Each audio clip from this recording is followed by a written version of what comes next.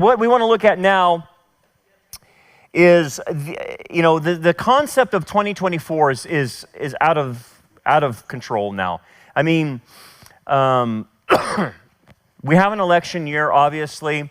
The whole globalist system does not want anyone from the outside getting into the presidential seat here in the United States, and you know that. And so these guys, these Davos creeps, and that's what they really are. They're nothing but creeps. They get together once a year and they try to plan our world to, a global government and all this other junk. And so they're meeting right now. So their top threat, now get this, their top threat that they have said that's the problem for 2024 is misinformation. Okay? Now I want you to read into that. Read into that. Why are they saying that misinformation is the number one thing for 2024? Because you have an election in the United States. Okay? So they used to, the climate care hoax, all that junk, global warming. No, that's not on the top priority. So, just to show you how crazy these people are. Now, here's the thing. This is crazy, okay? This is a witch opening the ceremonies at Davos, okay? If this doesn't tell you it's satanic, I don't know what does.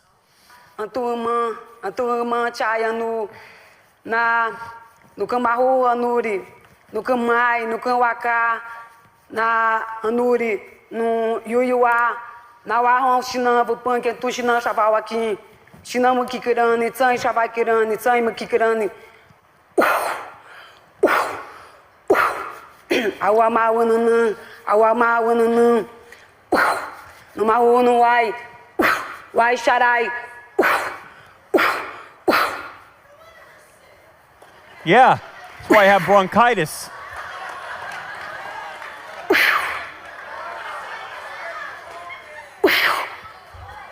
Just coughing on everybody.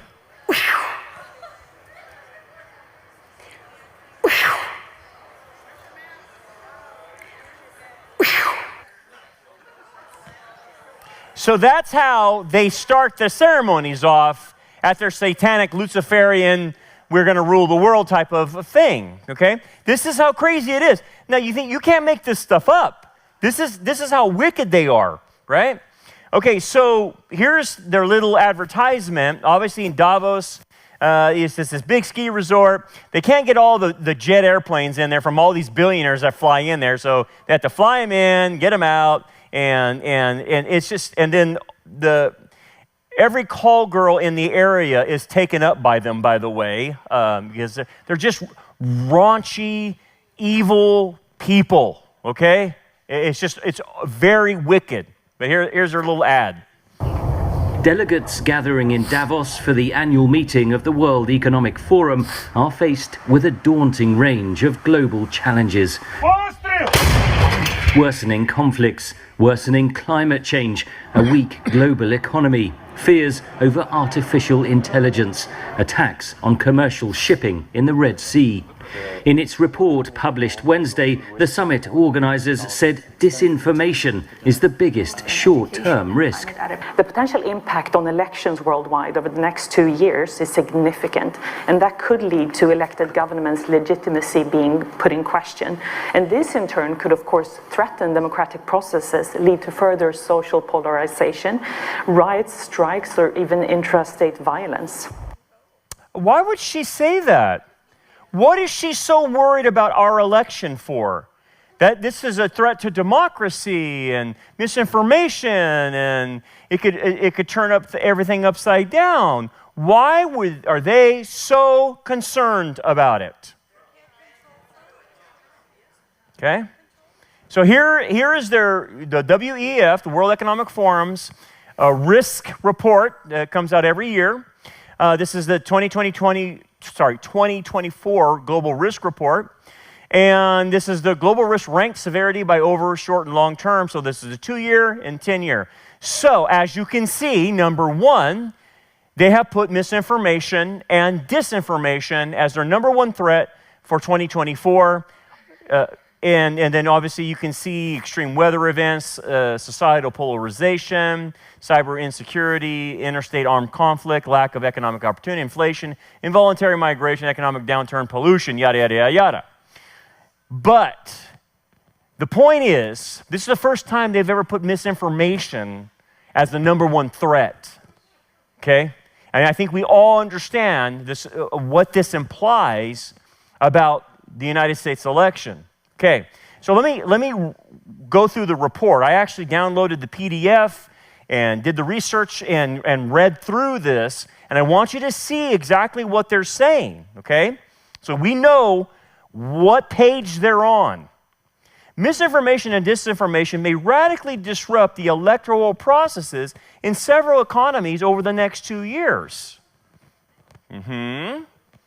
So the globalists like the way our economy is going, which is going into the pits, okay? They don't want someone coming in and changing the economy in the United States like Trump did, and if he wins, like Trump would. They don't want that. They are trying to destroy the U.S. economy so that we can go to a central bank digital currency. That's what Davos wants. So you get Trump elected in there, he's not going to allow that. And again, we're not saying that Donald Trump's the hero. Please understand that. I'm just saying they have an agenda, and whoever we are running up there doesn't fit the agenda. And they're telling you they're not going to allow it, okay? A growing distrust of information, as well as media and government as sources, will deepen polarized views. A vicious cycle could trigger civil unrest and possible confrontation. Where? In the United States? The only reason you're going to get civil unrest is if we don't have a fair election. That's the reason. But see, you understand when they prompt that to you, they're already saying, we already knew you guys would be mad at any election. We knew January 6th was going to happen, right? They're prompting it. They're already saying it. It's going to depolarize America. Yeah, if you don't work in our Constitution under our framework, you will polarize America. Because most people are not going to put up with that if you decide not to have a fair election, if you decide to cheat in the next election. I'm telling you, man, they're already signaling to you what they're planning to do, okay? The presence of misinformation and disinformation in these electoral processes could seriously destabilize the real and perceived legitimacy of the newly elected governments. Excuse me, or are you referring to the Biden government? Is that who you are referring to? That the misinformation, disinformation could destabilize the real one? Because we had a rigged election. Biden didn't win. And so you're putting on us, projecting on us what you did to us. Risking political unrest and violence and terrorism and long-term erosion of a democratic process.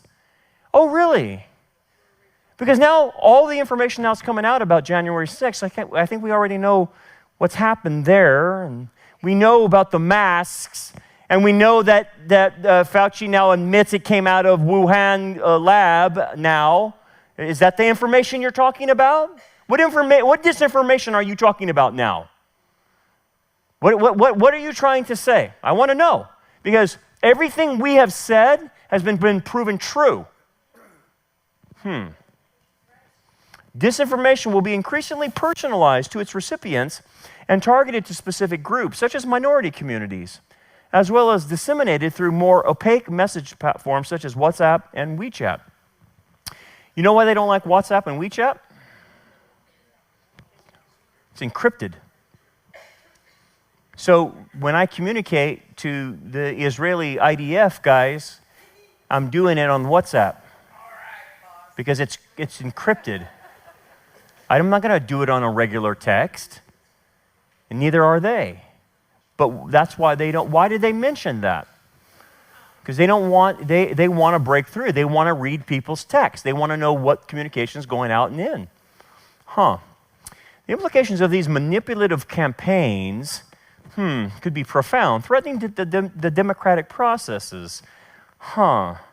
If the legitimacy of elections is questioned, like it did before, civil confrontation is possible and could even expand to internal conflicts and terrorism and state collapse in more extreme cases. Depending on the systemic importance of an economy, there is also a global trade and financial risk to global trade and financial markets. Oh, so what they're saying is, if you get the wrong person in your presidency in the United States, you guys could hurt our global trade and financial markets. That's what they're saying, okay? Everybody's watching this election. Everybody's paying attention to this, okay? In response to misinformation and disinformation, governments could be increasingly empowered to control information based on what they determine to be true. They actually said that. That's from their report. They just said that. Okay, I don't need to know anything else after this. If they're telling me that governments need to be empowered to control information and that the government determines what is true, we got a major problem. At what point did we ever reach a point in Western society where we say, oh yeah, I totally trust the government on all the information they give out. They're totally trustworthy. CDC, all those guys, they're all great. FBI, CIA, they're all great. They never tell a lie. What? Who thinks like this?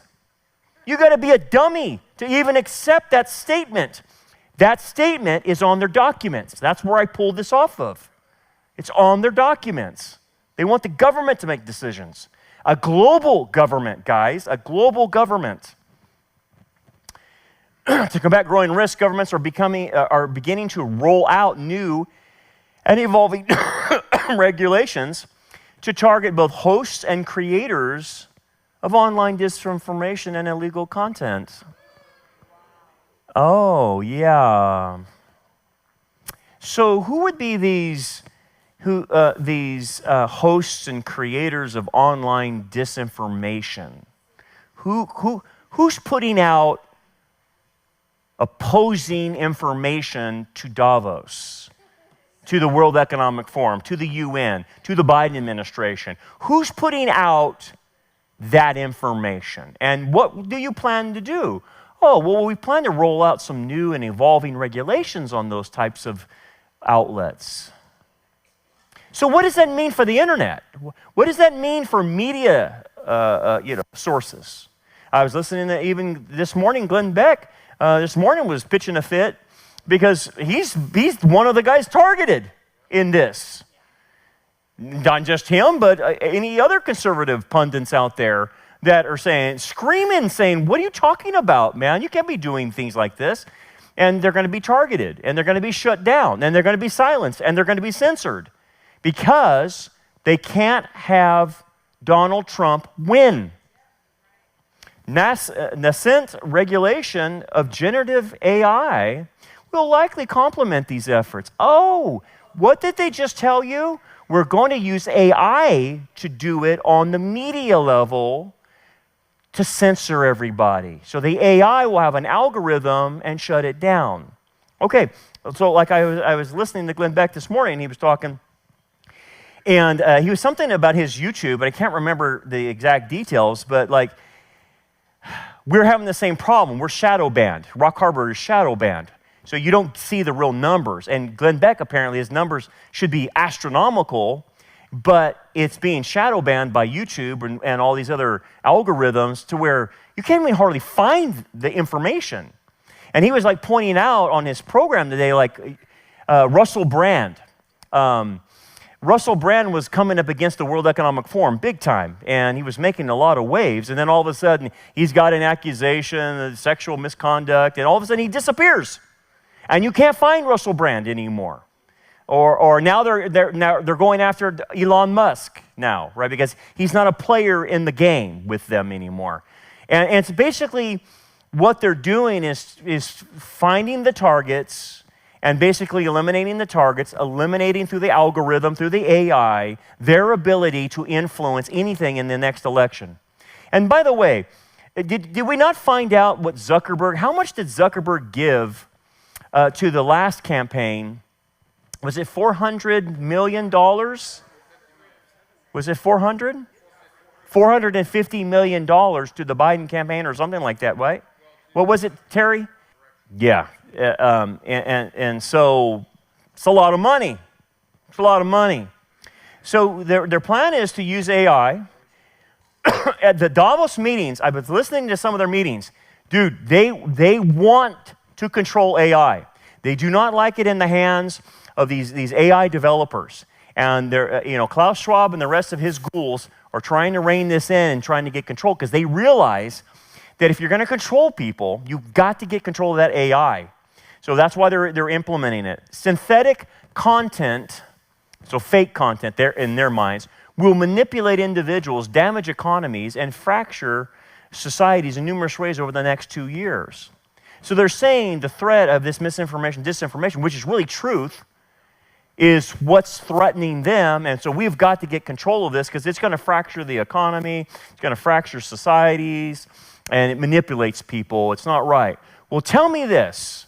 How did anything that we said pre-COVID do that? Because we told the truth. We said it came from a Wuhan lab. It did. Now Fauci admits. Or anything else that came out. The policeman on January 6th, he got found out that he was lying. Right? That story came out today. What disinformation are we talking about now? The masks don't work. We know the masks don't work. Why did you make us do it? And why did YouTube ban me when I said that the vaccines don't work or the masks don't work? Why did they do that? Because now they don't. I mean, does this make sense? So then they continue on and they say this: falsified information could be developed in pursuit of diverse goals. Well, yeah.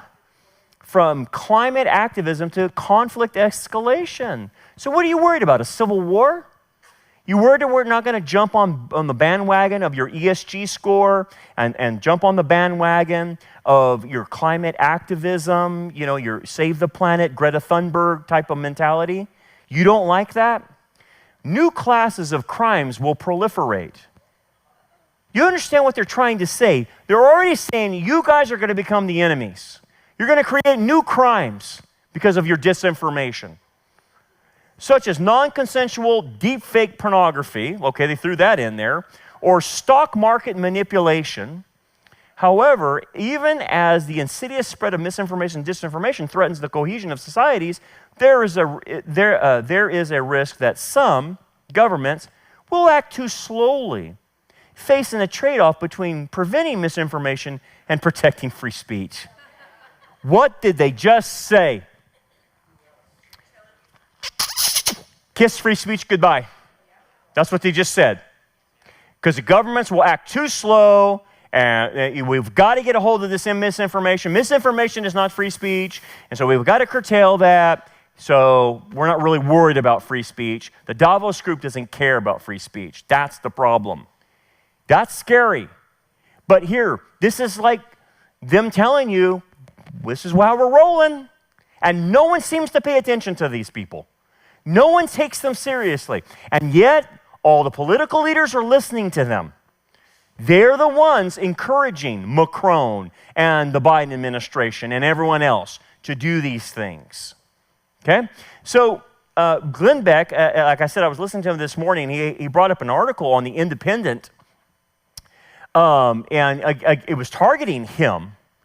Along with other, I think Jordan Peterson is another target they're going after because Peterson is denying this whole climate hoax junk, so they're going after him. And they want to stop it. So anyway, on this independent report, it said climate misinformation is rapidly mutating across social media, allowing nefarious actors to skirt restrictions and continue to profit, according to a new report. And here's what the report said. So this report by a nonprofit research group, Center for Countering Digital Hate, which frankly that just is made up, right? The Center for Countering Digital Hate, found that this new denial falls into a few broad groups. That the impacts of global heating are beneficial or harmless, that climate solutions won't work, and that climate science and the climate movement can't be trusted. It's true, I totally agree. Climate advocates and policymakers must recognize this shift or risk losing the information battle necessary to deliver climate solutions. Yeah. So, as the article is pointing out, no one's buying it anymore. It's a joke. It's a hoax. It's been proven wrong. But they have to keep pushing it. And so they're saying, we're worried about this disinformation from guys like Glenn Beck and Jordan Peterson, climate deniers, denying science, yada, yada, yada. So we've got to silence this if we're going to deliver climate solutions. What are climate solutions? Yeah, that's the opposite. What do they want in a green economy? Okay, they don't want any drilling, they don't want any gas, they don't want any oil, elimination of fossil fuels, wind, solar, all that junk, which basically will cripple the economy so that they can get control of the economy and turn it into a digital currency. Okay, that's what the green agenda is. That's what their climate solutions are meant to do. It's not for saving the planet. It is a policy to destroy the free market system. And look, all you have to do is get basically three areas in any nation. You get their energy, you get their economy, and you get their food. That's it. If you can control those three areas, you have that economy. And they're doing it. They're telling us what we can eat. They're telling us about where we can, this whole green thing. That's what this is about. And they're not backing off. Okay? Now, listen to this insane individual from Davos. Davos speaker demands international criminal court prosecute ecocide. I guess you could just make up terms whenever you want. Ecocide to punish farmers alongside war criminals. Yeah, ecocide. That's a new term, ecocide. I've never heard that. So when you're delusional and you're at Davos and you're on drugs, this is the words you come up with, okay? Ecocide. So listen to her. What she is saying, this is from an insane person. She says, the International Criminal Court should add ecocide to its brief alongside genocide. What? Crimes against humanity and war crimes to criminalize the side effects of farming, fishing, and energy production. What? Green activists argued during the annual Economic World Forum meeting in Davos. Listen to this drug-induced woman. I mean, ecocide as a word is becoming better known around the world, and the concept is generally mass damage and destruction of nature. But legally speaking, what our organization and other collaborators aim to do is to have this recognized legally as a serious crime. Because one of the issues that sort of pervades all of this discussion is that we have a kind of cultural, very ingrained habit of not taking damage to nature as seriously as we take damage to people and property. And that, I mean, if you're campaigning for human rights, at least you know mass murder, torture, all of these things are serious crimes. But there's no equivalent in the environmental space. And so, unlike an international crime like genocide that involves a specific intent, with ecocide, what we see is actually what people are trying to do, what businesses are trying to do, is make money, is farm, is fish, is do all of these things that are, producing energy and so on, as well. But what's missing is the awareness and the conscience around the side effects, around the collateral damage that happens with that. Ecocide? Really? That's where we're going. And you're thinking, oh, Brandon, these people are crazy. You don't understand. They're in power. Okay? They think like this, right? It is not a lie that they're trying to destroy farming. Okay? They're destroying farming in Europe. They're destroying farming here around the world. Why? Because you have to control the means of production of food. And so This is why they're having so many problems in Europe. And it's that farmers are bad for the environment. The cows are bad for the environment. It's a whole attack on this. And it's not going away. It's part of this green agenda. Okay? So, what's the point though? Let's bring things together, because 2024 is going to be a crazy year.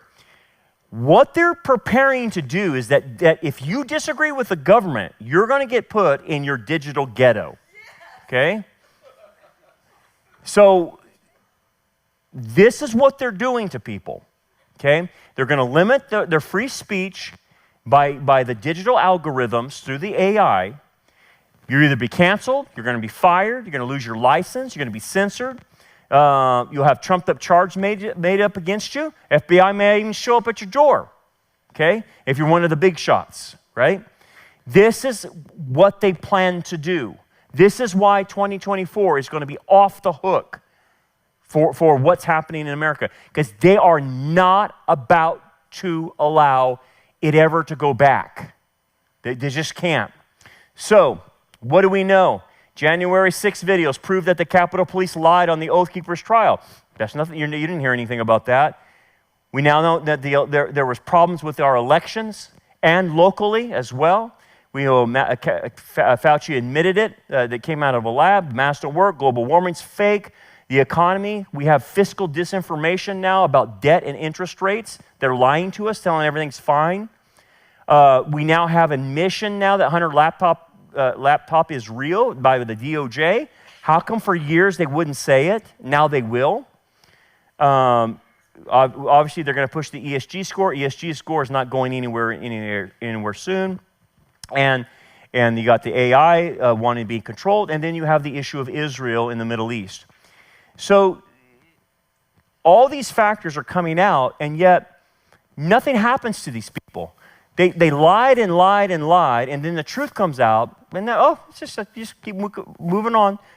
Yeah, Hunter laptop, it's real. Wait a second. This is what the whole thing was about. And now you're admitting it, and now nothing happens to you? There's no consequences for you lying? Oh, but there's consequences for us, though, if we go against the information, yeah. So, at Davos, the Europeans watched what happened in Iowa, okay? They're freaked out, absolutely freaked out. They know there is no other contender that's close to Trump. They know it, and they are freaked out. What lengths they will go to, I don't know. I really don't. There's nothing beyond these evil people. But look at their reactions. This is at Davos. Okay? They're all paying attention to this. So if you think this is not off the radar, you're wrong. So BlackRock chief warns Davos elites, Trump's victory poses fundamental challenge to Europe. Okay? So all the Europeans are like, hey, this is a problem. They don't want Trump. Then you have a top bureaucrat, and I can't even say his name, Verstad,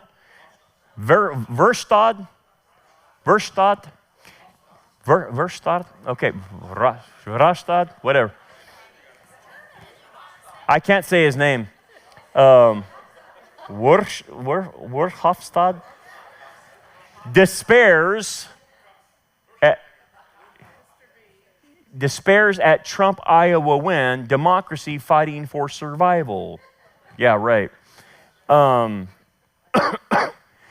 Top banker Christine Lagarde warns Trump, clearly a threat to Europe, right? Now, I showed you 3 articles because I want you to see they're having a conniption fit, right? They realize what's happening here in America, and no one's close. They know it. And so, guys, I want you to factor that in. If they know that, then what would they plan? Okay? Because they can't have that happen. They can't.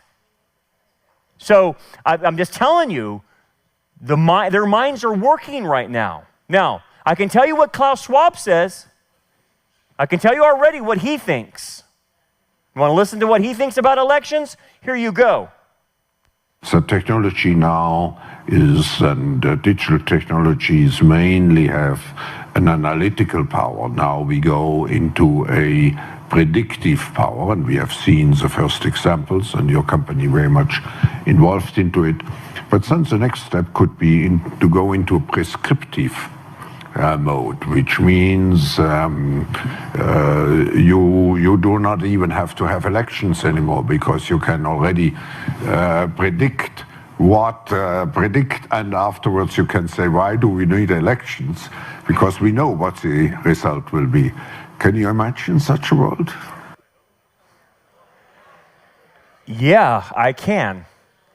And I can imagine them trying to pull some kind of stunt this year on something like that. Can you imagine no elections? They would love to have no elections. They hate the fact that people can vote in politicians. They despise politicians. You know why? Because they think they're the elite, they're godlike, and the politicians just represent the uneducated masses. That's how they look at us. They look down at their noses. They think they can run the whole thing. They think they're gods. And so they don't want anything to do with elections. It gets in their way of them trying to be masters of the universe. So all that to say, we are in some very precarious times. What that means for all of us, I'm not quite sure. I just know this, man. You're going to have to trust God through a lot of what you're going to have to go through. He's going to be the only way you navigate through this crazy time. These people are off the chain crazy. They're evil. There's no telling what they will do. I hate to think what they would start in America to prevent Donald Trump from getting into the presidency. It's very scary to think at what lengths they would go to. If anything, I think the censorship is a big deal for this year. I think the shutting down of websites, the shutting down of media outlets that are giving information that's going against the narrative. I think a lot of that's going to happen, and so we'll see. But it's like Jan Markell said. What do you expect the end times to look like? It seems like chaos. But understand this. There's a program and a plan that God's doing. He's working the plan to bring this to a head. They do want a global government, and He will allow them to have a global government, and it will destroy them. So a lot of what we're watching is the development of what was predicted by Daniel and by John thousands of years ago, and here we are in 2024, watching the setup of a global government right in front of our very eyes.